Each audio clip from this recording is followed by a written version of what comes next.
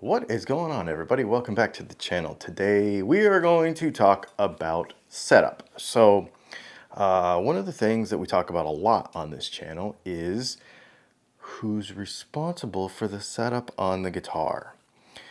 A lot of folks will get a guitar, they'll get it out of the box, and the setup won't be correct or to their liking, let's say. Maybe the action is too high or there's fret buzz or whatever.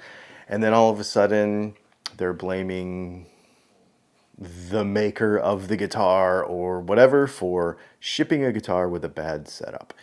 So we're going to look at that today, and we're going to do it in a little different way than we normally do. If you recall, we did a video not long ago on my 2020, I think that's 2020, 21, somewhere right in there, this Gibson Les Paul or Gibson SG Junior, and it was having some issues, and I never really actually checked the nut height on it, and so all of a sudden it stays in tune now, or it plays in tune now because the nut height was brought down to the correct height. It never came from Gibson with the correct nut height, which there are reasons for that. We could talk about that. But what I want to do today is I want to compare it to my 2024 custom shop Les Paul Double Cut Junior. I haven't checked the setup at all whatsoever, not once. I haven't looked at it. I haven't even went, oh, I'm not even, I literally just play the guitar. So what I want to do today is go over the setup with you on this guitar from scratch. This is a custom shop guitar. Does that mean that this thing is going to be absolutely perfect for you right out of the box? And we're going to look at a couple of things that Gibson on their end, maybe they can control, but beyond that, they can't control the most of the setup on the guitar. Now, it doesn't matter whether it's a custom shop guitar or it is a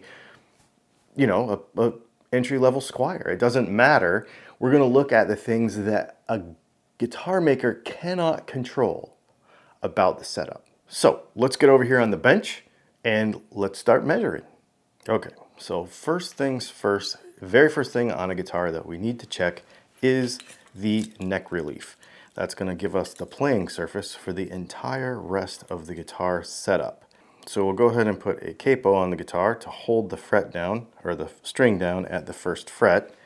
And then what we'll do is we'll come over here to the last fret where it attaches to the guitar, which is going to be right about here or here. And then we will check it right about in the middle for neck relief with our feeler gauge. And this is very loose. Holy smokes, that's very, very loose. So let's look and see how loose it is. Very, very loose.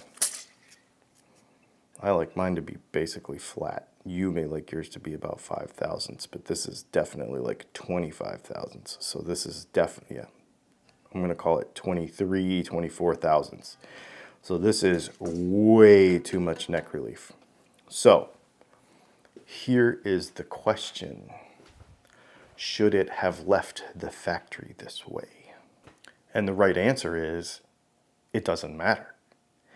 Climate and humidity and everything has moved around so much. Neck relief is the basis for the entire rest of the setup. So if your action is high, quote unquote, your action is high, if you have intonation problems, if you have all of those problems with the guitar when you pull it out of the box, if the measurement is wrong, it results in those other problems. Can Gibson, even the custom shop, control what happens with neck relief from the factory? They cannot. In fact, the retailer can't even really. If you buy it from the mail. So I got this from Sweetwater, so it was going to ship through the mail. It was going to get to me, and the neck relief was going to be off. Because actually I bought this when it was really cold outside and really dry, and then humidity has come up in the last couple weeks, and so therefore it doesn't matter which way it came from the factory because this was going to move whether we liked it or not. So let's look, before we touch anything, let's look at some other measurements that can be affected by this being off. Now the measurement that people are going to jump to, they're going to get a guitar out of the box and they're going to say, my action is too high. But if we go ahead and check the action on this guitar, so we're going to check the string height.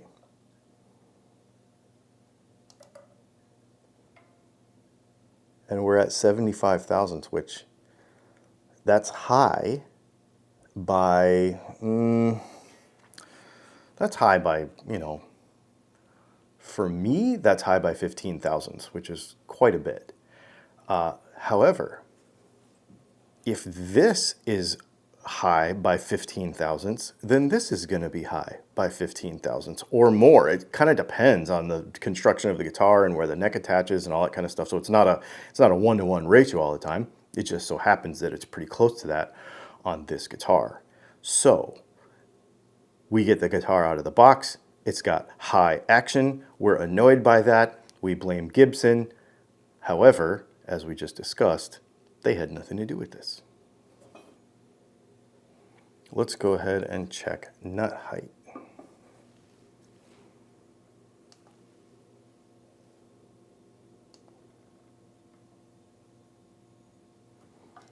$33, $29, $29. So Gibson does this. They set their nuts pretty high from the factory. Fender does it too. Basically everybody does it. Let's talk about why for just a second. This is pretty common. This Gibson over here, my Les Paul Slash, my Fender Telecaster that I bought, which was an American Vintage 2. What other American guitars do I have? My PRS, Silver Sky, you know, some fairly premium guitars come with pretty high nut settings from the factory. Typically 25 to 30 thousandths is not uncommon. The reason this happens is because playing style has a lot to do with where you want your nut to be. So the question is, what tuning are you going to play in? What string gauge are you going to use?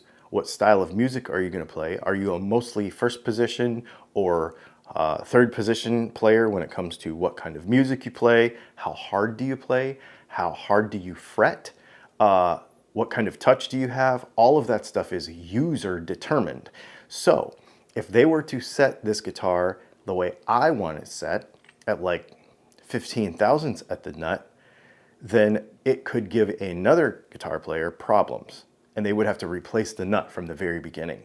So there is some variation. This is made to adjust to you. You know, when you go and buy a car, you might get in there and you have to adjust the seat. You have to adjust the steering wheel. You have to adjust how you fit in that car in order to drive it properly. It's the same exact thing. We are basically adjusting our interface controls to us with this guitar, with this setup.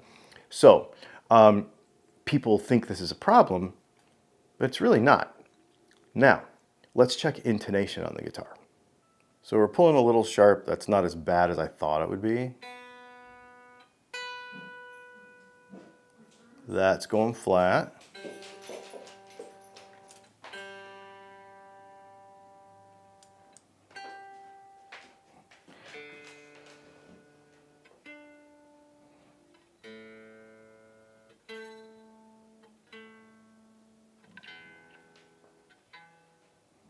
Well, this is actually a lot closer than I thought it would be.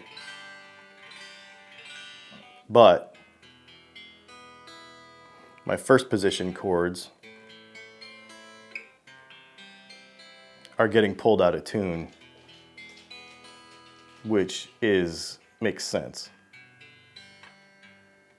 Yeah, see, I'm getting a... Well, I'll tell you what we should do then, what I want to do is I want to adjust the neck relief on this guitar to the correct setting, and then we're going to check everything and see how much closer all of it is and how much we need to adjust things after that. All right, so we need to go tighter on this thing. So when we have a big gap in the middle, we need to tighten the truss rod and bring it up. Now, you eagle-eye viewers and comment section proofreaders will notice that I'm not doing this in playing position, but I will double check it in playing position. We just do this because it's easier on film. So I'm going to take a pretty big swing at this because 20 thousandths is a lot. And I'm just going to do it by feel for a second, and then we'll do it with the feeler gauge in a minute.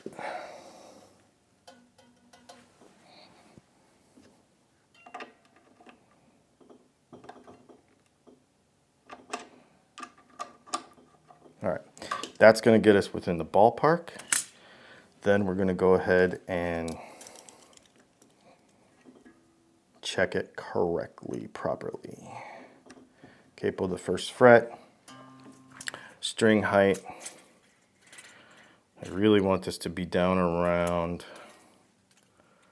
well, I like them totally flat, but for purposes of this video, because most people don't like what I like, we're going to go with 5 thousandths.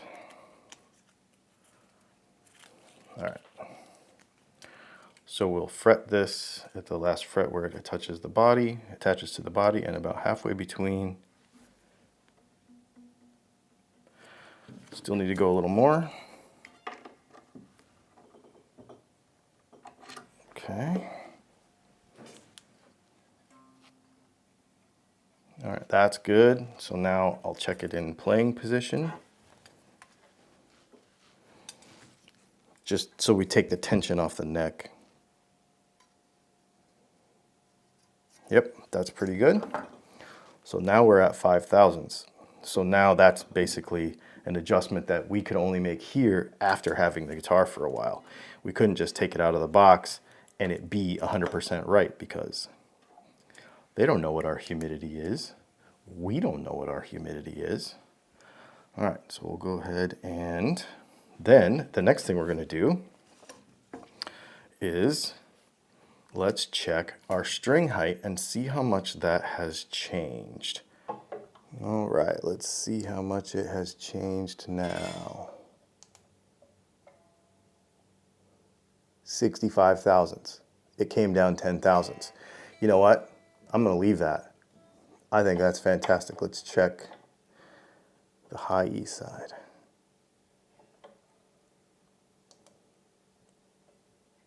$40 thousandths. Holy smokes, that's low. Okay, then the next thing I want to do is check the nut height. See, the nut height doesn't really change that much. 30, 25, 23. Actually, it did. 21. The only one I'm going to really have to play with is that low E string. Oh, yeah, this is awesome. 16, 19, 22, 25, 29, 30. So I might actually just move these the low E and the A down a little bit with the fret files and just correct that just a little bit. Let me do that real quick, and then we will check intonation. Well, no, actually, let's just check intonation now so that it's kind of apples to apples. All right, let's look.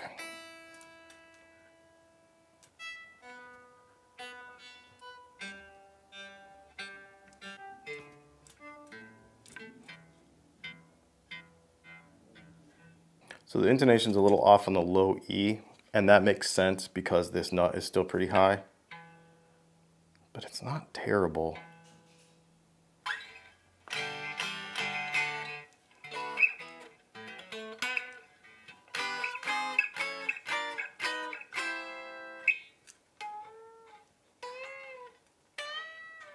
Yeah, no, this is good.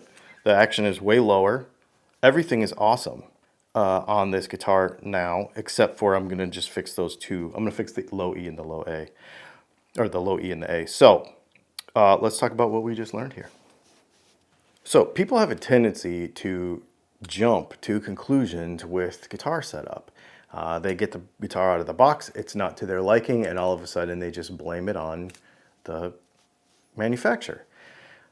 This is a really interesting case though, because this is a custom shop guitar. So you would have much higher expectations, right? Like the thing should be perfect, playable, perfect out of the box. Now the guitar was playable out of the box, but was it perfect? No. Was that anything to do with anything under Gibson's control? You could say that you would like the nut to be lower from the factory.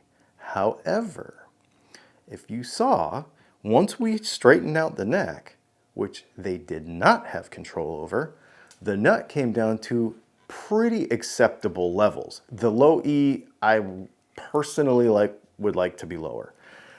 Because I think on this particular style of guitar, it affects the intonation. But here's the thing, every guitar is kind of different. If it's got a tremolo, if it's a telly, if it's everything's kind of a little bit different. So going back to the analogy of, you buy a car, you adjust the seats, you adjust the mirrors, you adjust the steering wheel, the tilt column, all that stuff to drive. You do the same thing to play. Not only that, you cannot control the neck relief from the factory or from oftentimes the retailer. You did see how much just moving that affected everything else. Here's something that's interesting. When people say, my action is too high, they will jump straight for a screwdriver and start adjusting the bridge. I don't know if you noticed, but we didn't touch the bridge at all. We didn't adjust the height of it. We didn't adjust the intonation of it at all. And all we did, the only thing we touched on this guitar was the neck relief, and it came back. I'm going 98% here, just touching the neck relief. Now there's a couple of things that I'm going to do because it's my guitar and I want it to be 100% perfect. But the lesson in this is make sure that you understand how guitar setup works before jumping into a comment section and blaming everybody about it. There's a few things that you're going to see oftentimes. High action, probably because of neck relief. You're also going to see high nut slots because of player preference, and you can't put a nut back once you grind it away. You're also going to see intonation off because those precursor adjustments, those preliminary adjustments, are already off, therefore affecting the rest of the setup. So every new guitar that you get out of the box, it doesn't matter if it's $200 or $20,000, needs to go through a basic setup check like what we just did.